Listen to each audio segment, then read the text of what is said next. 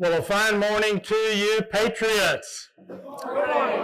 You have joined us for the 283rd consecutive Friday meeting of the East Valley Red Friday Patriots, the largest, the most dedicated, the most informed, the most active, the most organized, the most inspiring, the most diverse, and most envied Red Friday group in the entire country. Now that's something to hang your hat on. And you showed up in Groves today. We have 89 present here this morning. So Patriots, please give yourself an outstanding ooh-ah. I want to thank you for your untiring support of America's deployed warriors, and you can be assured that our work here is meaningful for the uniformed services that are serving in faraway lands.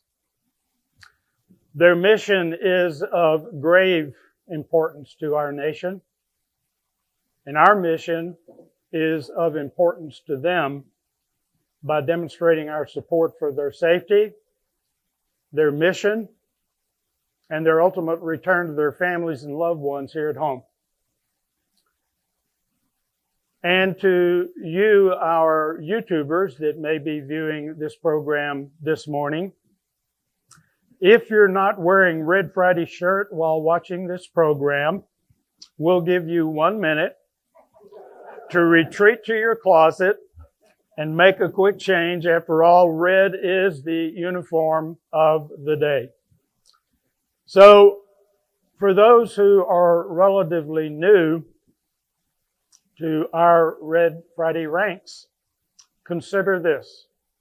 Officially, this Red Friday group is unofficial. In other words, our Red Friday group has no elected or appointed officers, nor do we have an official structure, bylaws, charter, or covenant. We pay no dues. We are not reliant upon or controlled by any entity. We have no political, religious, or external affiliation, and we have no sponsorship to answer to. Yet, we have thrived for more than 5 years in our obsession to pay tribute to all of those who are deployed and to demonstrate our support for their service.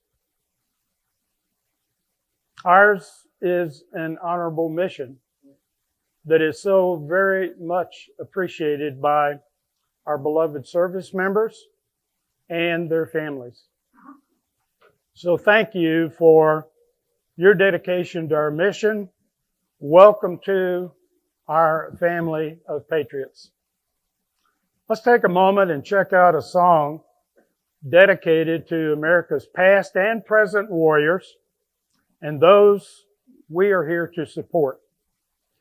A song written and performed by Sean Householder as part of his Warrior Song Project.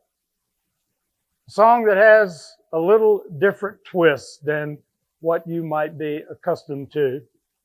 This is the Warrior Song by Sean Householder.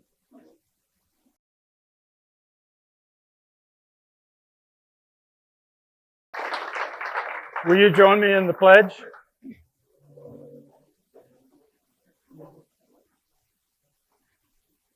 I pledge allegiance to the flag of the United States of America and to the republic for which it stands, one nation under God, indivisible, with liberty and justice for all.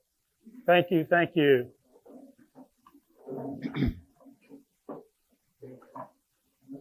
We have a plethora of guests here today, and I want to take an opportunity to introduce them. But before I do so, if you were involved with our program prior to your departure for your exodus during the summer months, and you're a winter visitor and now returning, will you please stand? If you're a winter visitor and just now returning, please stand. Wonderful, wonderful, wonderful. Look here.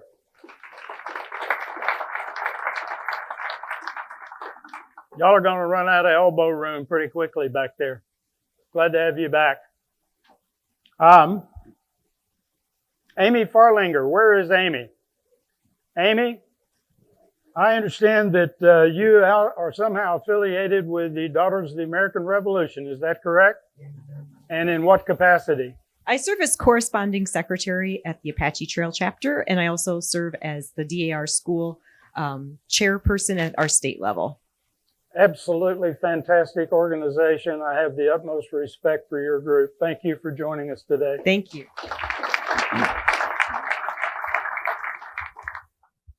Martha Quart, where are you? Martha. Martha, give me the correct pronunciation on your name. Ort? Ort. Ort. Yes, it's like O-R-T. I couldn't understand if this was a Q or an O. You and I have met previously, and Yes, you we have been have. to one of our meetings before, if I'm not mistaken, at least one before. Is that correct? I came to the Memorial Day one. There you go. There you go. Glad to have you back with us. Thank you for joining us again today. Thank you.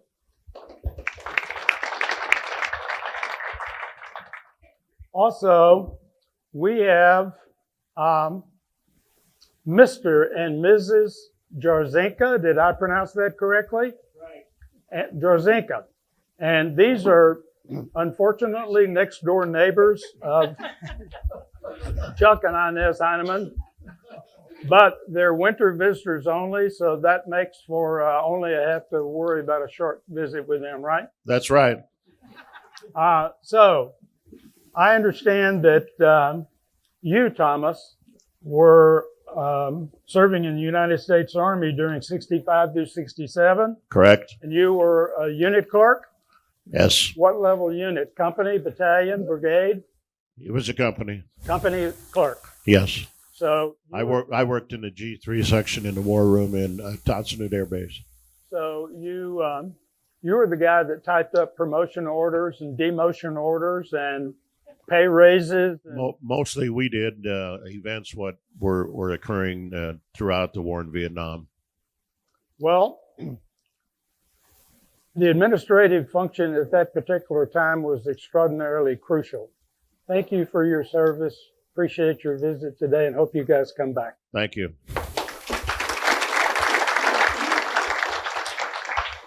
And Claude Kent. Claude, where are you?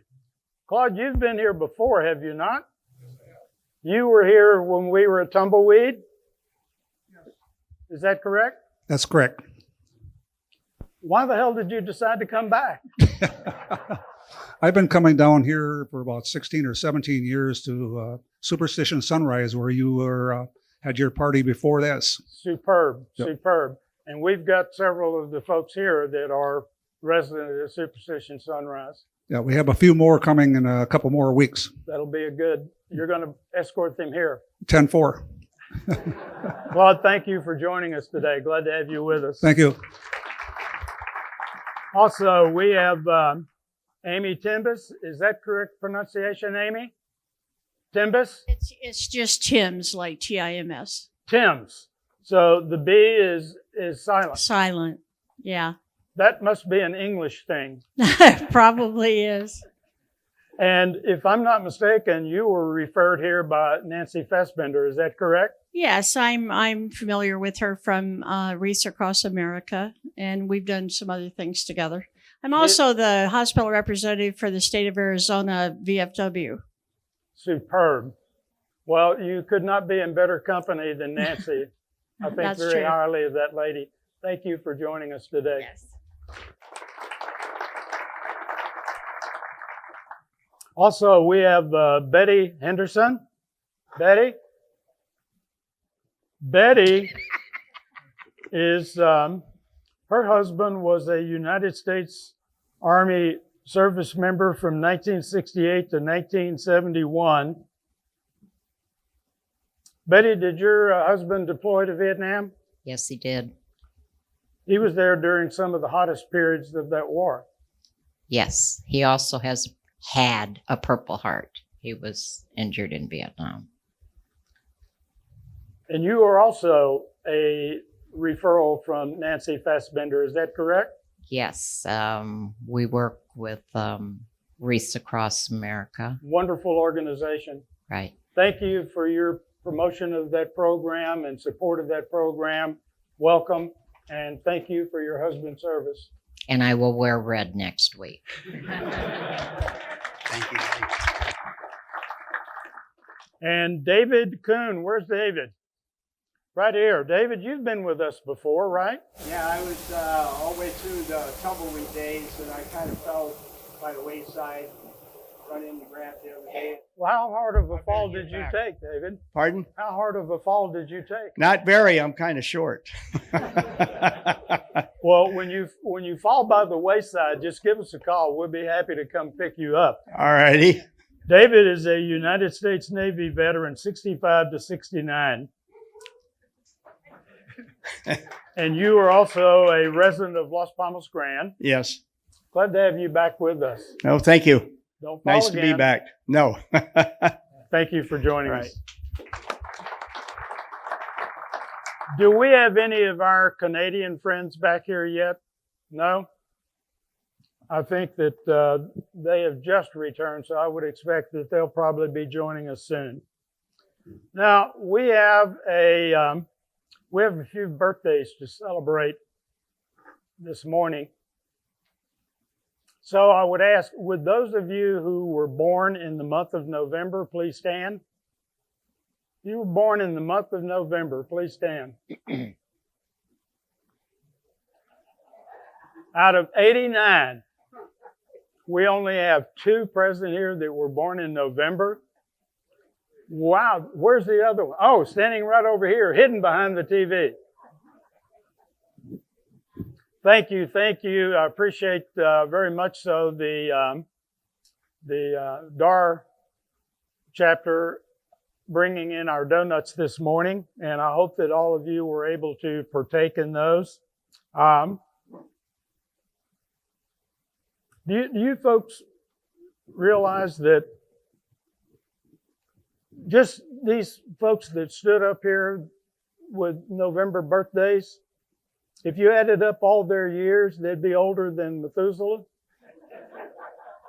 Methuselah lived to be 969 years old. So how about a hoo-ah for our birthday celebrants?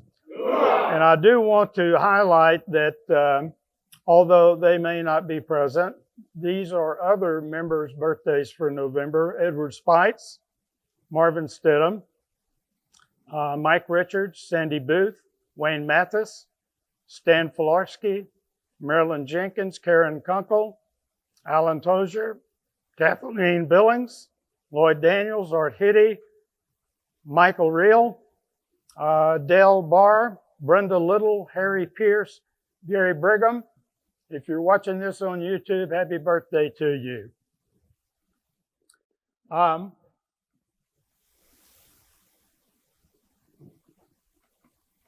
For those of you who are new to our ranks, each month, at the first Friday of each month, we celebrate birthdays. And on that particular Friday, first Friday, someone sponsors donuts. And again, I want to thank our Daughters of the American Revolution chapter, Apache Trail chapter, for supplying those today. Can I have a hoo-ah for these ladies?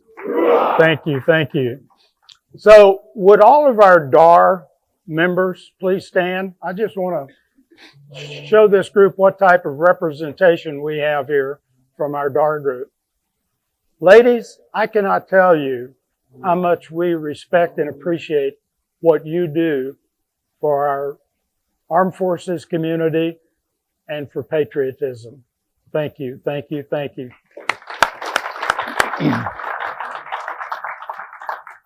And speaking of DAR, Kelly McDonald, the chapter regent for the Apache Trail chapter, would like to make an announcement.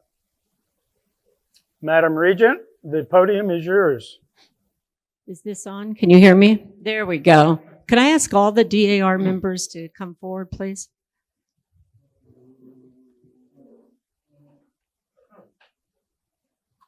And we have one who is unable to come to the front, Nita, in the back, helping run the camera. Yeah, please come forward. And Dick, may I ask you to come forward as well? So for those of you who don't know me, my name is Kelly McDonald, and as Dick said, I am a member of the Daughters of the American Revolution, the Regent, and these are some of the other daughters. Yeah, right here center. Thank you, Dick. So each year, the DAR recognizes members of the community that provide significant service, and they give an award. It's called a Community Service Award, oddly enough. And we submitted Dick for this award and forwarded it to the state, which of course approved it. And so it's our honor to present that today to you. So let me get the nomination letter.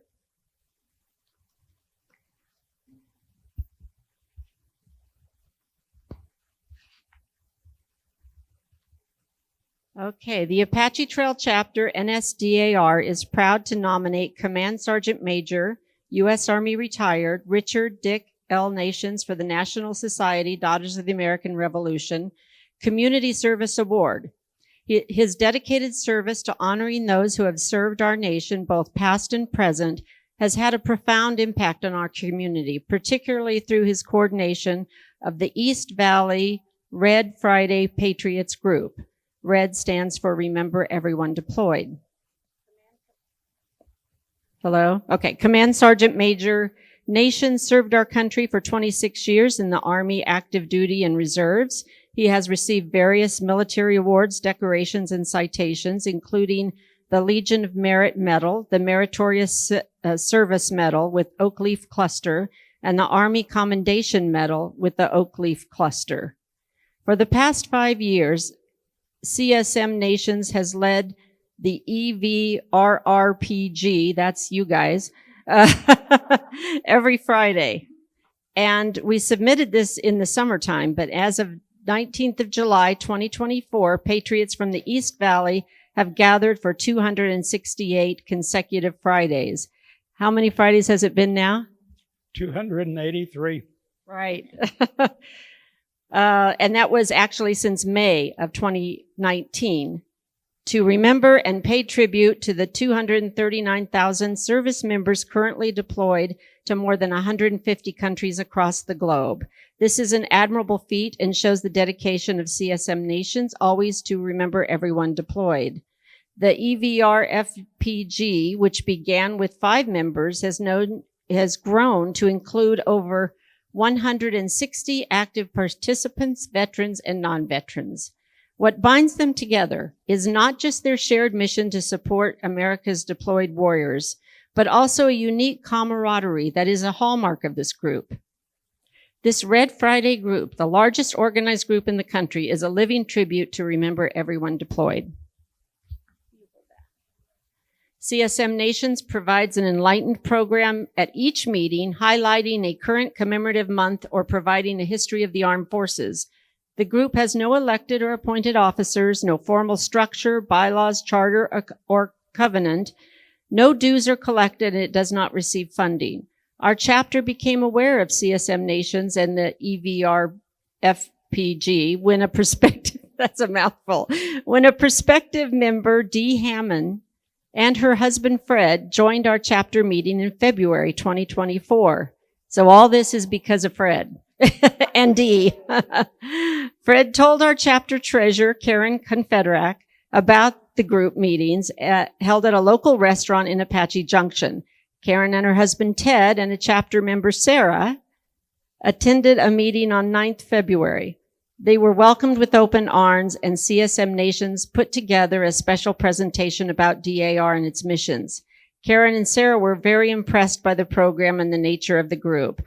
On Vietnam War Veterans Day, 29th March, our chapter partnered with this group and handed out over 75 Vietnam War 50th commemoration pin packages to veterans who served during the 1955 through 1975 Vietnam War era. Our collective effort to honor these veterans and their service during that era left a lasting impact, a testament to the meaningful work of the EVRFPG. In addition to this recommended letter, an article profiling CSM Nations and his commitment to the Red Friday group is enclosed. In closing, CSM Nation's accomplishments and dedication to current retired military members are why the Apache Trail Chapter NSDAR recommended CSM Richard L. Nations for the DAR Community Service Award. Sincerely, Kelly McDonald and the whole DAR chapter. And here is your certificate of award.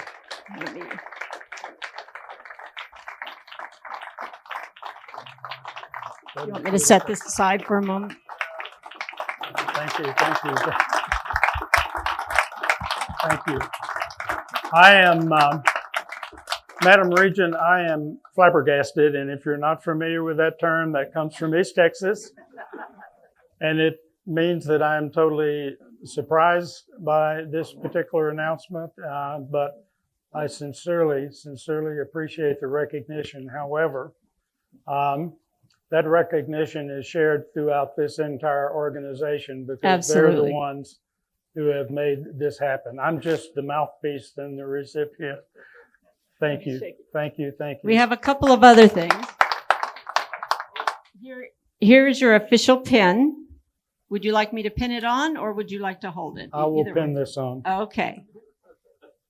Wow. And we have a book from an author in our chapter, which tomorrow you'll be able to meet her, Ann Island. And this is called Chappie. Have you ever seen this book before? No.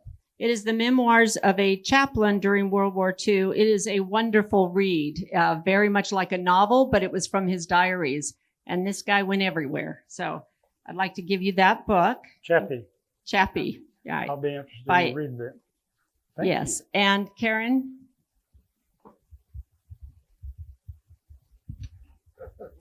And we'd also like to present you with an official National Society Daughters of the American Revolution challenge coin. On the front is a beautiful, I think that's an eagle. I don't have my glasses on. Yes.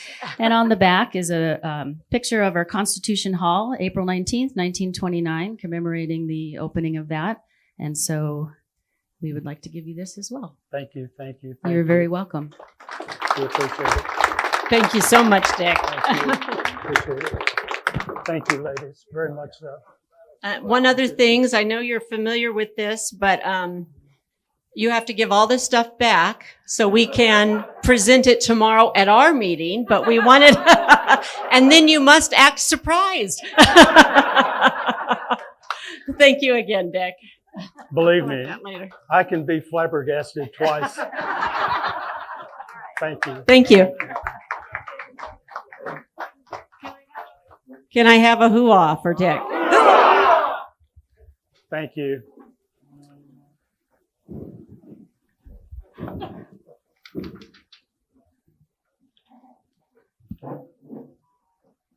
You know, this morning I want to share with you a story about my father, Richard Lafitte Nations. That's my pop and me sucking on my thumb. You see, having completed only the 8th grade of middle school, my dad was quite a wise man. And his wisdom came in the form of common sense, which he tried to instill in his children. And in my opinion, common sense is more important than any formal education. With the exception of only 3 years during World War II, Pop was self-employed beginning at the age of 15.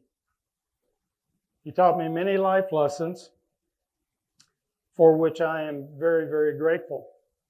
And just the other day, I reflected on an incident that took place in my teen years that had me reeling in anger. I'd been falsely accused of something by a kid who I thought was a close friend. Joe was a kid I grew up with, and he was my closest running buddy for much of my youth. And when I explained the situation to my dad, he sat me down and he said, "Boy, let me tell you a story about the animal kingdom." And Pop began to share the story, which I'll now share with you. Seems a little bird was flying south for the winter. It was so cold the bird froze in flight, and he plummeted to the ground into a large open field. While she was lying there, frozen and immobile, a cow came by and dropped some dung on her. And as the frozen bird lay there in the pile of cow dung, she began to realize how warm she was getting because the warm dung was actually thawing her out. She lay there all warm and happy, and soon the bird began to chirp for joy. Well, a passing cat heard the bird chirping and came over to investigate. And following the sound of the bird's chirping, the cat discovered the bird under the pile of cow dung, promptly dug her out and ate her. I said, "Pop, that's a terrible story. What relevance does that have to my beef with Joe?" Pop said, "Boy, there's a moral to that story." He said, "I want you to think about it." He said, 1, not everyone who poops on you is your enemy. And 2, not everyone who digs you out of the poop is your friend. And 3, when you find yourself in deep poop, don't chirp, just keep your dang mouth shut.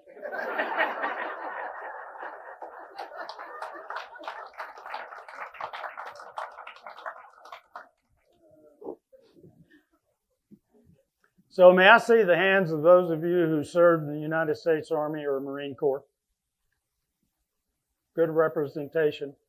Now, of those Army and Marine Corps veterans, how many of you may have served as a crewman on an armored, tracked, or wheeled vehicle, such as a tank, infantry fighting vehicle, armored personnel carrier, armored reconnaissance vehicle?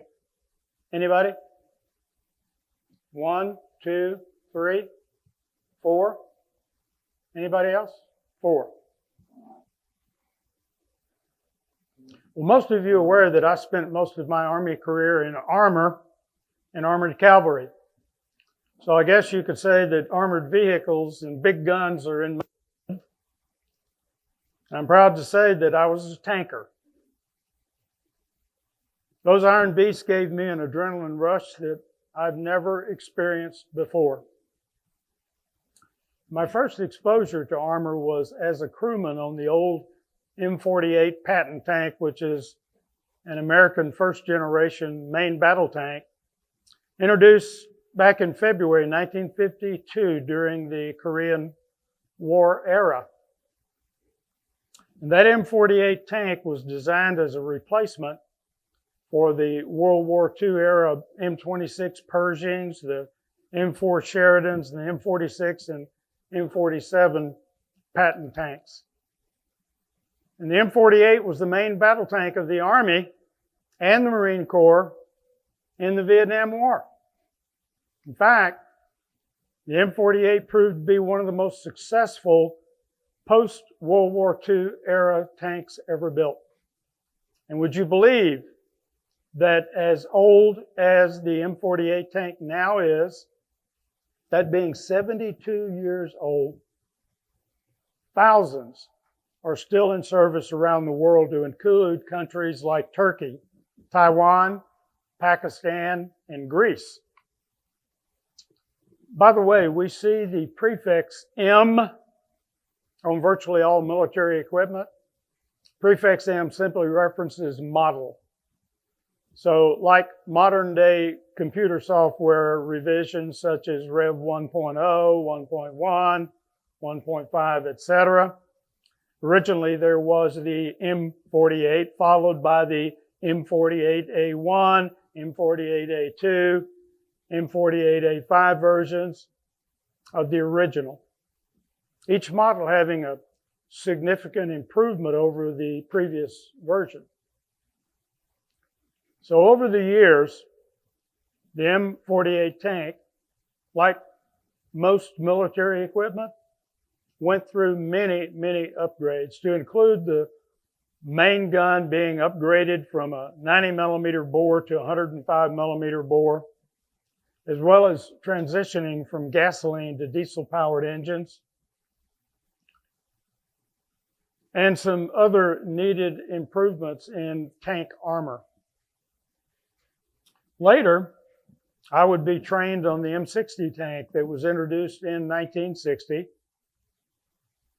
It's the second generation main battle tank, had a 105 millimeter gun. Now, compared to the older M48 Patton tank, the M60 was claimed to provide better firepower, better armor protection, and an improved cruising range of 240 miles compared to the old M48 70-mile range.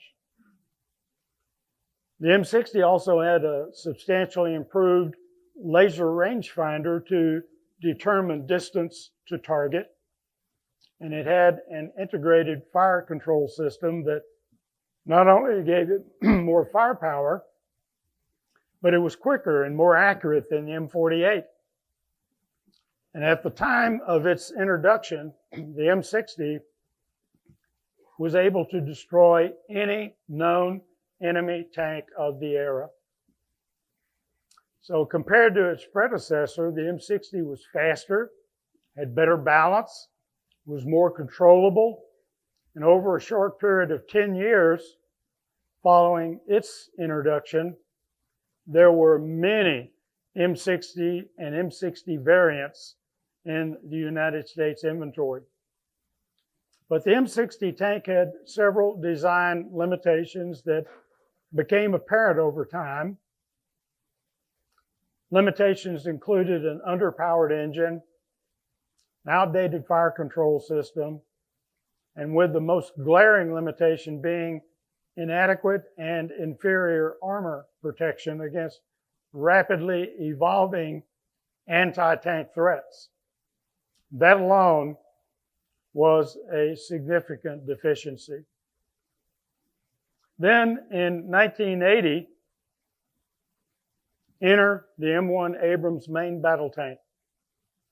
The M1 introduced several modern technologies to our armored units, including a multi-fuel turbine engine, sophisticated composite armor, a computer fire control system, separate ammunition storage in a blowout compartment, and nuclear, biological, chemical protection for improved crew safety. And initial models of the M1 were armed with a 105 millimeter gun, while later variants featured a substantially larger 120 millimeter gun. A lot of firepower. So the M1 Abrams is simply an awesome beast, and to this day, it is a critical piece of contemporary warfare. So, as we trace the history of the modern battle tank, we find that the M48, introduced back in '52, served for 8 years until being replaced by the M60 tank, produced in 1960, served for 20 years, and that being replaced by the M1 Abrams in 1980. M1 Abrams and its variants have now been in service for over 40 years. So, now that we've reviewed the migration path of tanks serving our United States Armed Forces, let's take a moment and compare U.S. armored vehicle inventories versus other armies around the world. How do we stack up? Let's take a look at the top 5 fleets. More specifically, the top 3. You'll notice on this graphic that each icon represents 100 vehicles. The black icons represent main battle tanks. The shaded green icons represent battle tanks currently held in storage. And the dark green icons represent armored fighting vehicles.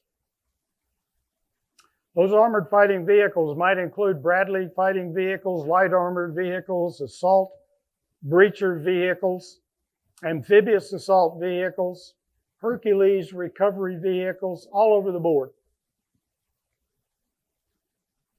If you take a look at the United States has over 60,000 armored vehicles in its inventory, of which 2,600 are main battle tanks.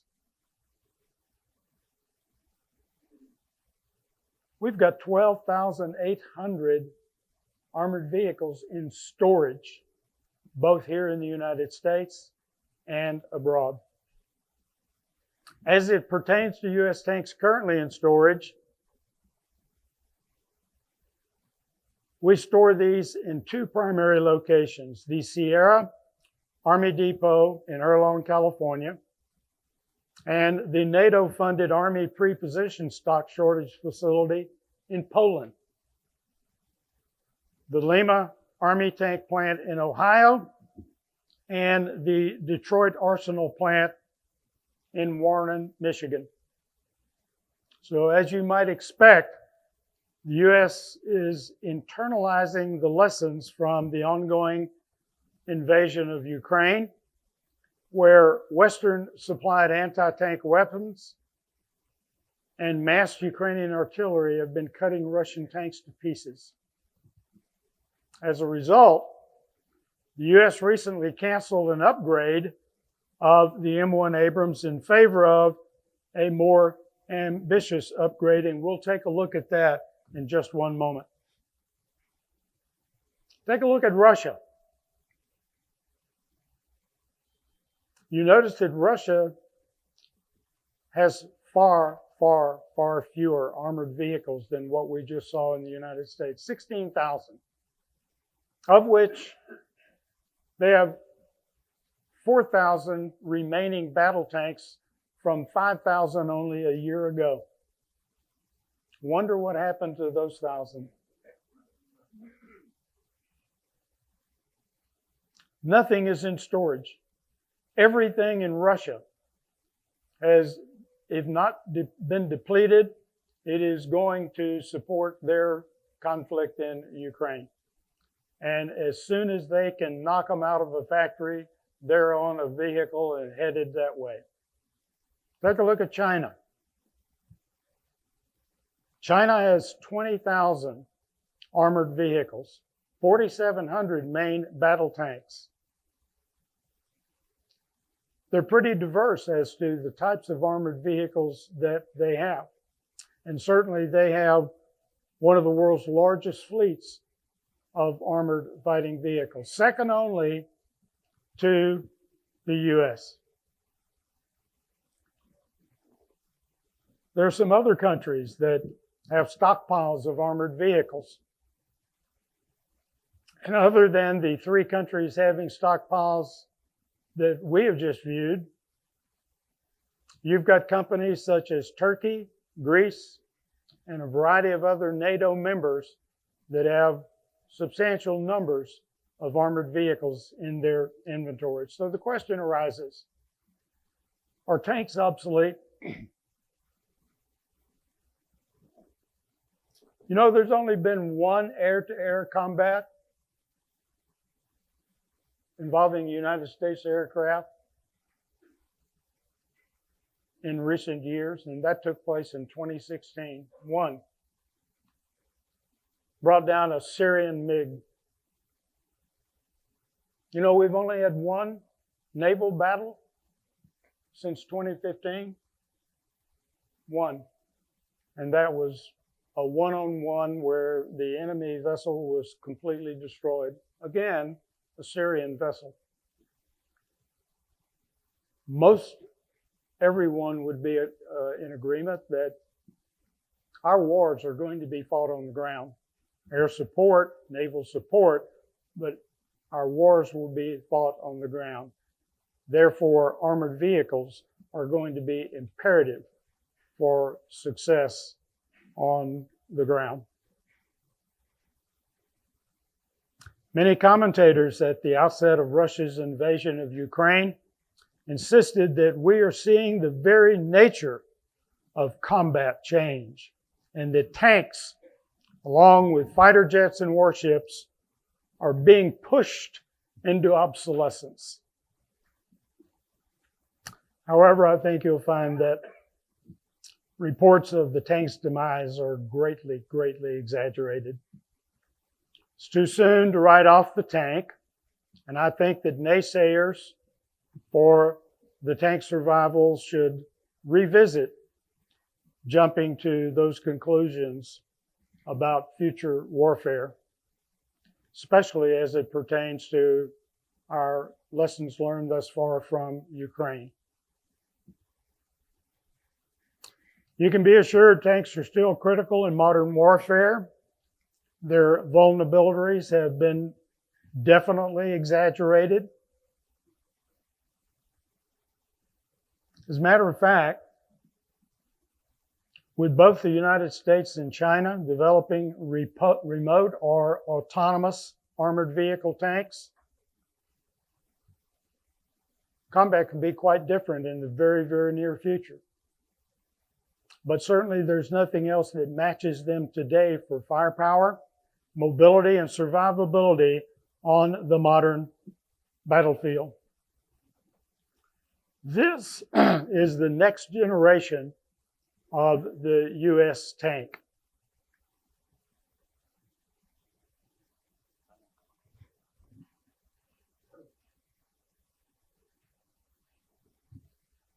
This is the next generation of the next U.S. armored vehicle. Unmanned, completely remote controlled, well equipped from the standpoint of armored defeating panels that will deflect virtually any type of battle tank round or air assault. That's where we're headed. So I would like for you to take a moment and have an insight into exactly how effective United States armored vehicles are today compared to anything on the globe.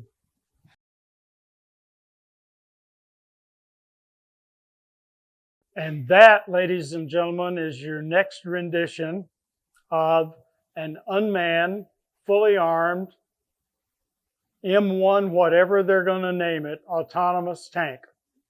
Doesn't that look, that kind of looks to me like a Tesla. What do they call the Tesla truck? That has a lot of similarity. But that's where we're going with our battle tanks. And I think from this few minutes of actual battle footage and understanding what capabilities our armored vehicles have in their ability to combat virtually any type of ground force, you should be convinced, certainly as I am, that tank is going to be here for a long, long time to come. I do have a couple of announcements that I would like to make. As a reminder, we do have several guest speakers that are committed for November and December.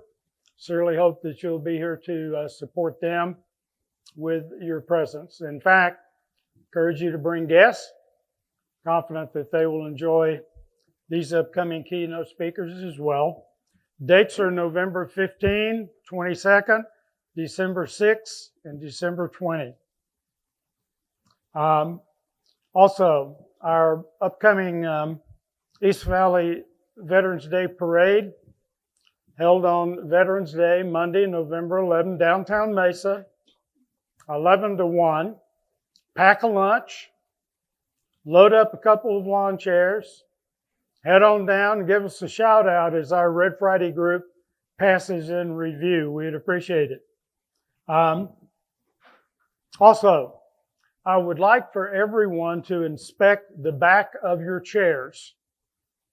And if there is a tag adhered to your chair, you are one of the dozen lucky winners of a book provided by Mr. Gene Oxley. Gene, raise your hand. So when we dismiss, there are a dozen books spread out on one of the back tables. Please stop by, pick up the book of your choice, and we can thank Mr. Oxley for providing some reading material there. One final note, and that is please leave your name badges at the greeting desk. And to our first-time guests, thank you very, very much for joining us today. We sincerely hope that you'll join us again in our quest to honor our deployed warriors. And each of you, let us not discount the importance of our mission, and that is to remember everyone deployed. Thank you and have a great weekend.